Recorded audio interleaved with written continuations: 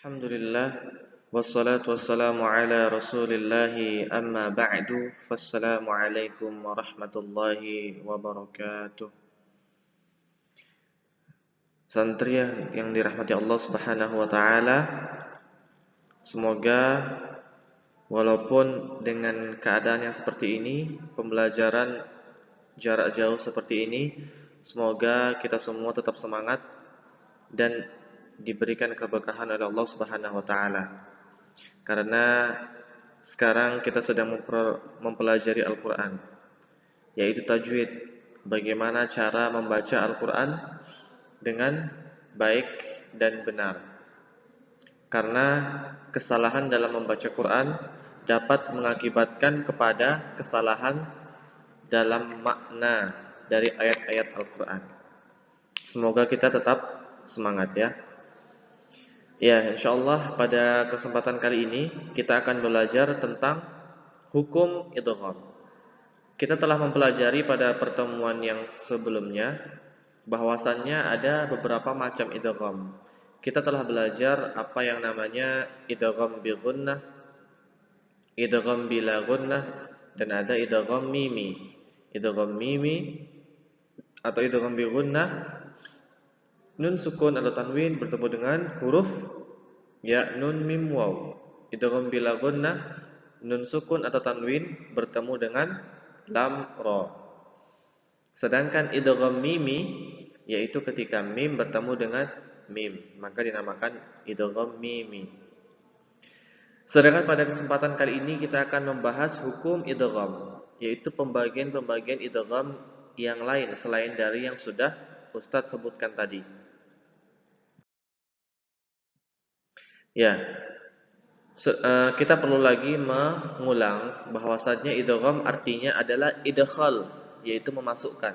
Jadi kalau ada hukum namanya idgham berarti artinya ada yang dimasukkan dari bacaan ini ke bacaan yang ini. Ada yang dimasukkan dari huruf ini dimasukkan ke huruf yang setelahnya. Jadi secara bahasa idgham adalah memasukkan atau idkhal. Itu tadi secara bahasa. Bagaimana secara istilah? Idgham adalah memasukkan huruf yang sukun ke huruf yang berharokat setelahnya, sehingga huruf kedua menjadi tasydid. Nah, jadi kalau ada huruf sukun, kemudian setelahnya ada yang berharokat, itu yang dinamakan idgham. Jadi idgham memasukkan huruf yang sukun pertama dimasukkan ke huruf yang berharokat setelahnya, sehingga huruf yang berharokat setelahnya tadi menjadi tasydid karena huruf yang pertama dimasukkan ke huruf yang kedua. Ya, jenis-jenis idgham pada kesempatan kali ini ialah ada 3, yaitu idgham mutamathilain, idgham mutajanisain, dan idgham mutaqaribain. Jangan lupa ya, idgham mutamathilain, idgham mutajanisain, dan idgham mutaqaribain. Ada 3. Kita lihat yang pertama, idgham mutamathilain. Apa itu idgham mutamathilain? Yaitu dua huruf yang bertemu dan memiliki makhraj dan sifat yang sama. Ingat, idgham mutamathilain bertemunya dua huruf yang memiliki sifat dan makhraj yang sama. Jadi makhrajnya sama. Misalnya sama-sama di lidah atau sama-sama di bibir, sama-sama di tenggorokan. Jadi bertemu dua huruf yang sama makhrajnya, makhraj tempat keluarnya huruf. Dan sifatnya juga sama. Sifatnya mungkin takrir, istitalah, qalqalah, sama-sama qalqalah, sama-sama sofir, sama-sama hamas misalnya. Jadi makhraj atau tempat keluarnya dan sifatnya juga sama, dua huruf tersebut. Tentu huruf yang pertama ini adalah yang sukun dan huruf yang kedua adalah yang berharokat. Maka nanti ini akan dinamakan dengan idgham mutamathilain. Lihat contohnya. Lihat waqad dakhalu. Jadi lihat dal bertemu dengan dal. Jadi hurufnya sama ya, memiliki makhraj dan sifat yang sama. Berarti kalau memiliki sifat dan makhraj yang sama, otomatis maka kedua huruf tersebut, yang pertama sukun dan kedua berharokat itu ialah huruf yang sama. Lihat, dal bertemu dengan dal, lam bertemu dengan lam, kaf bertemu dengan kaf, dan ha bertemu dengan ha. Yang awalnya dibaca waqad dakhalu. Karena huruf yang pertama sukun, huruf yang kedua berharokat dan sama, maka huruf pertama dimasukkan ke huruf yang kedua. Huruf sukun yang pertama dal masukkan ke huruf yang kedua, maka seakan-akan huruf yang kedua menjadi tasydid. Jadi dibaca waqad dakhalu, bukan waqad dakhalu. Yang kedua, balla tukrimuna. Balla tukrimuna. Masukkan lam pertama ke lam yang kedua. Balla tukrimun. Kemudian yang ketiga, yudarikum. Jadi kaf yang pertama dimasukkan yang kedua, maka kaf yang kedua menjadi tasydid. Yudarikum, bukan yudarikum tapi ditasydidkan kafnya. Yudarikum. Kemudian yang keempat, yukrihunna. Ha yang pertama sukun dan yang kedua berharokat, maka ha yang sukun ini dimasukkan ke ha yang kedua, menjadi ha yang kedua bertasydid. Yukrihunna, yukrihunna, begitu ya. Jadi idgham mutamatsil lain, dua huruf yang memiliki makhraj dan sifat yang sama bertemu. Huruf yang pertama sukun, huruf yang kedua berharokat. Kalau makhraj dan sifat sama, otomatis berarti dua huruf itu adalah sama. Dal bertemu dal, lam bertemu lam, kaf bertemu kaf, dan ha bertemu ha. Jangan lupa ya. Misalnya kalau ada ta bertemu dengan to, tidak, karena dia berbeda. Jadi untuk yang mutamatsil lain ini dari kata misal. Misal itu mislu. Mislu artinya seperti atau mirip, berarti sama sifat dan makhrajnya. Ya, idgham yang kedua adalah idgham mutajanisain. Nah, apakah itu idgham mutajanisain? Jadi idgham mutajanisain adalah dua huruf yang bertemu yang memiliki makhraj yang sama dan memiliki beberapa sifat yang berbeda. Jadi dalam idgham mutajanisain bertemu dua huruf, yang satu sukun, satu berharokat, tetapi kedua huruf ini walaupun sama makhrajnya, tetapi beda, ada perbedaan dalam sifatnya. Nah, jadi huruf yang pertama sukun, huruf yang kedua berharokat. Tentu huruf yang pertama dan kedua ini beda, tetapi makhrajnya sama dan sifatnya beda. Kita lihat contohnya. Ya, makhraj sama, dua huruf bertemu, makhraj sama, sifatnya berbeda. Kita lihat contohnya, ya. Ini dia, ada 8 keadaan dalam idgham mutajanisain. Pertama, zal bertemu dengan za. Kita lihat, zal dan za ini sama-sama merupakan huruf yang makhrajnya di lidah. Lihat, azza, azza, awwa. Akan tetapi sifatnya beda. Mungkin kalau kita lihat di isti'la misalnya. Isti'la kan hurufnya khussa daqtin kiz. Khussa daqtin kiz. Kiz di situ ada huruf za, isti'la. Tetapi tidak ada huruf za. Za itu mungkin sifatnya yang lain. Atau lagi yang lain misalnya sifat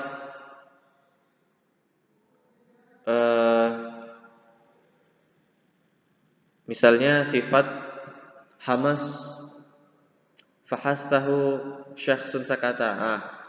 Kalau ini sifatnya sama.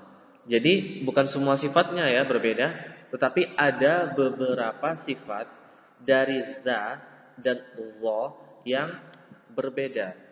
Ada beberapa sifat yang sama, tetapi ada juga yang berbeda. Namun makhrajnya sama, yaitu sama-sama tempat keluarnya atau makhrajnya di lidah. Yang awalnya dibaca za dulu, zalamu, zalamtum. Masukkan za-nya ke za. Jadi seakan-akan za-nya tidak ada. Masukkan za-nya, idghamkan za-nya ke za. Menjadi zalamtum. Begitu juga nih, ta bertemu dengan dal bertemu dengan ta. Yang awalnya qad tabayyana, karena ta dan dal memiliki makhraj yang sama, ada beberapa sifat yang berbeda, maka dibaca qad tabayyana. Jadi masukkan dalnya ke ta. Jadi tidak dibaca qalqalah. Qad tabayyana salah. Yang benar qad tabayyana. Kemudian ta bertemu dengan dal. Ini juga memiliki makhraj yang sama dan sifat yang berbeda. Yang awalnya dibaca asqalat, asqalat da'awa, dibaca yang benar adalah asqalat da'awa. Masukkan tanya ke dal. Jadi seakan-akan tanya hilang. Masukkan tanya ke dal. Seakan-akan dalnya menjadi tasydid.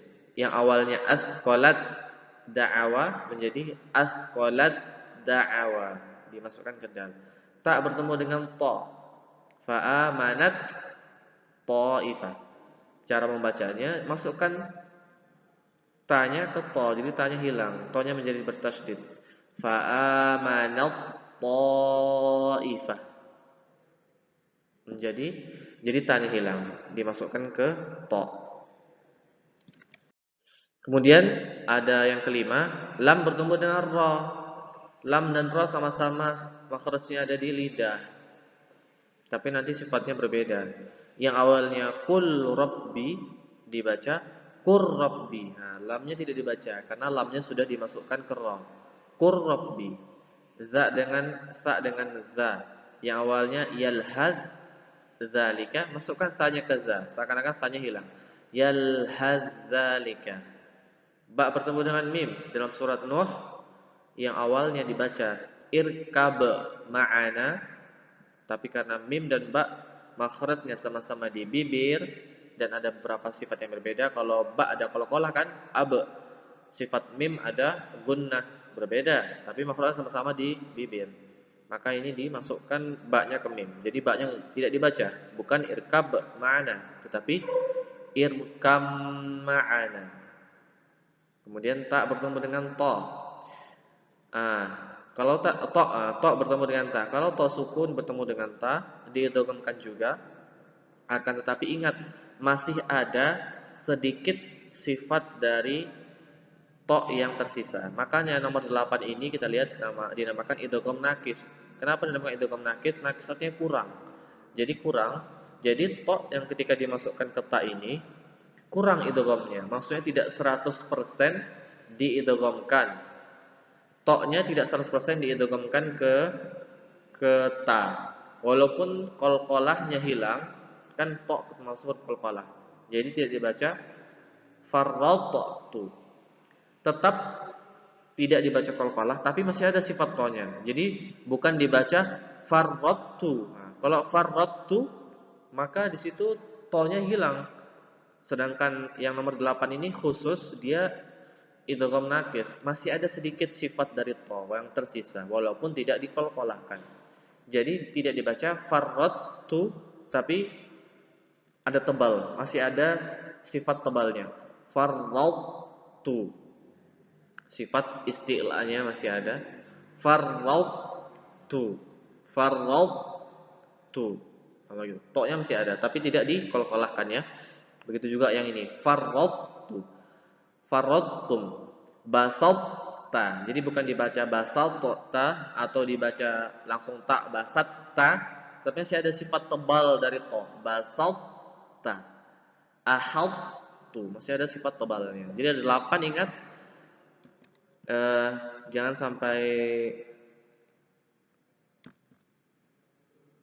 sampai terlupakan ya. Jadi ada 5.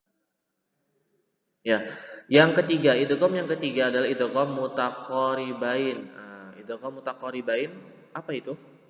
Mutaqaribain dua huruf yang dekat makhraj dan sifatnya. Jadi mutaqarib dari kata qarib artinya dekat, mutaqaribain artinya sifat dan makhraj dekat. Bukan sama ya. Sifat dan makhraj dekat. Kalau mutamatsilain sifat makhraj sama dan hurufnya juga sama yang pertama dan kedua. Sedangkan mutajanisain makhraj sama, sedangkan sifat berbeda. Mutaqaribain itu di mutajanisain ya. Sedangkan mutaqaribain makhraj dan sifat berdekatan. Kita lihat. Nah, yang disepakati ulama ini ya. Jadi ada perbedaan ulama Quran juga tentang apa saja huruf-hurufnya. Jadi lam, ra itu juga termasuk idgham mutaqaribain. Wa qur rabbi. Kemudian qaf bertemu dengan kaf, qaf sukun bertemu dengan kaf. Alam nakhluqkum. Ya, qafnya hilang ya. Alam nakhluqkum. Kemudian alif lam syamsiyah. Nah, jadi ada alif lam syamsiyah. Contohnya dalam kata atau dalam isim, dalam benda, misalnya asyamsu. Kan tidak dibaca al-syamsu, tapi dibaca asyamsu. Alif lamnya tidak dibaca. Lamnya tidak dibaca. Al, tapi asyamsu. Tapi kalau bab, babun, ketika ditambah alif lam, maka lamnya dibaca. Al-babu. Ketika ditambah alif lam, al-babu. Lamnya terbaca. Tapi kalau syah tidak dibaca lamnya. Ash langsung setelah a langsung huruf shin. Asy-syamsu, tidak ada al-syamsu. Jadi huruf syamsiyah ada 13. Ada juga yang mengatakan 14. Misalnya kayak huruf ra. Rahman ketika dibaca alif lam bukan al-Rahman, tetapi ar-Rahman karena sudah dimasukkan lamnya ke huruf ra. Bukan al-Rahman tetapi ar-Rahman. Kemudian nun sukun atau tanwin bertemu dengan huruf lam yarwi. Nun sukun atau tanwin bertemu dengan huruf lam, mim, ya, ra, wa. Jadi ini merupakan termasuk dari huruf idgham yang kita pelajari sebelumnya, idgham bi gunnah dan idgham bila gunnah.